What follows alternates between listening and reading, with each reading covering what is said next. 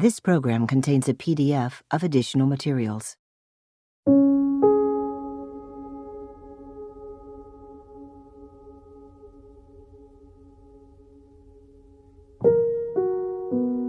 Simon & Schuster Audio presents Think Like a Monk. Train your mind for peace and purpose every day by Jayshetty. Read by the author.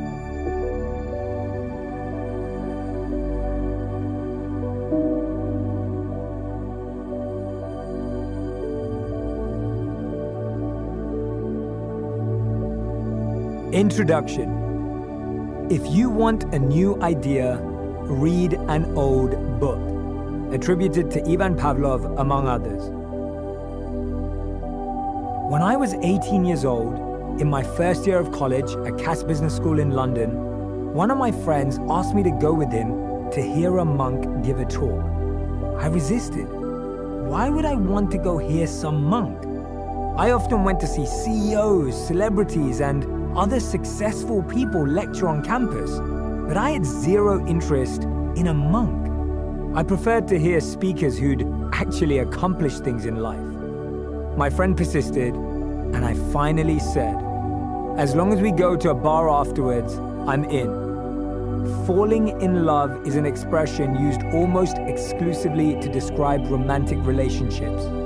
But that night, as I listened to the monk talk about his experience, I fell in love. The figure on stage was a 30-something Indian man. His head was shaved and he wore a saffron robe. He was intelligent, eloquent, and charismatic. He spoke about the principle of selfless sacrifice. When he said that we should plant trees under whose shade we do not plan to sit, I felt an unfamiliar thrill run through my body. I was especially impressed when I found out that he'd been a student at IIT Bombay, which is the MIT of India, and like MIT, nearly impossible to get into. He traded that opportunity to become a monk, walking away from everything that my friends and I were chasing. Either he was crazy or he was onto something. My whole life I'd been fascinated by people who'd gone from nothing to something, rags to riches stories. Now, for the first time, I was in the presence of someone who'd deliberately done the opposite. He'd given up the life the world had told me we should all want. But instead of being an embittered failure, he appeared joyous, confident, and at peace. In fact, he seemed happier than anyone I'd ever met. At the age of 18, I'd encountered a lot of people who were rich. I'd listened to a lot of people who were famous, strong, good-looking, or all three. But I don't think I'd met anyone who was truly happy. Afterward, I pushed my way through the crowds to tell him how amazing he was and how much he'd inspired me. How can I spend more time with you? I heard myself asking. I felt the urge to be around people who had the values I wanted, not the things I wanted. The monk told me that he was traveling and speaking in the UK all that week, and I was welcome to come to the rest of his events, and so I did.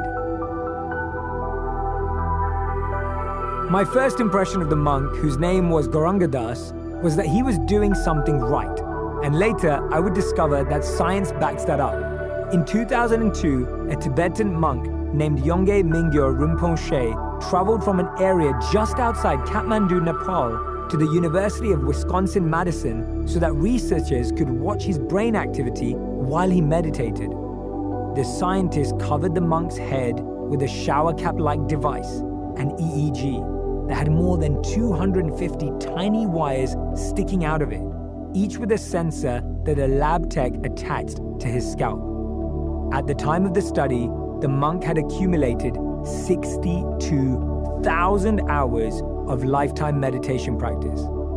As a team of scientists, some of them seasoned meditators themselves, watched from a control room, the monk began the meditation protocol the researchers had designed, alternating between 1 minute of meditating on compassion and a 30-second rest period. He quickly cycled through this pattern 4 times in a row, cued by a translator.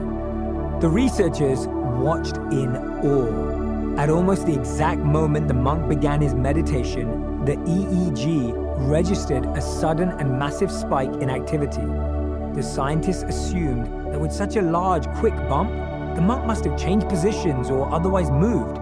Yet to the observing eye, he remained perfectly still. What was remarkable was not just the consistency of the monk's brain activity, turning off and on repeatedly from activity to rest period, but also the fact that he needed no warm-up period. If you're a meditator or have at least tried to calm your brain, you know that typically it takes some time to quiet the parade of distracting thoughts that marches through your mind. Rinpoche seemed to need no such transition period. Indeed, he seemed to be able to come in and out of a powerful meditative state as easily as flipping a switch. More than 10 years after these initial studies, scans of the 41-year-old monk's brain showed fewer signs of aging than his peers. The researchers said he had the brain of someone 10 years younger.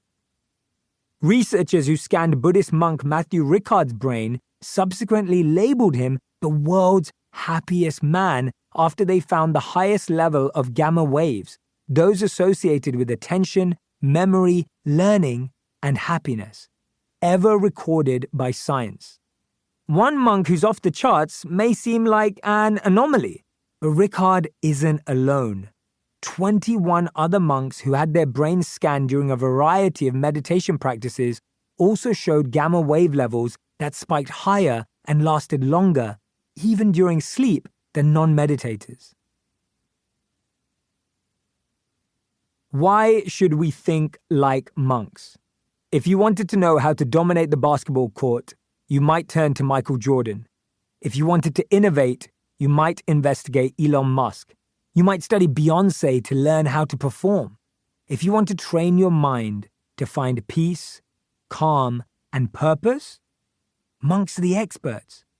Brother David Steindl-Rast, a Benedictine monk who co-founded gratefulness.org, writes, "A layperson who is consciously aiming to be continuously alive in the now is a monk. Monks can withstand temptations, refrain from criticizing, deal with pain and anxiety, quiet the ego, and build lives that brim with purpose and meaning. Why shouldn't we learn from the calmest, happiest, most purposeful people on earth?" Maybe you're thinking it's easy for monks to be calm, serene, and relaxed. They're hidden away in tranquil settings where they don't have to deal with jobs.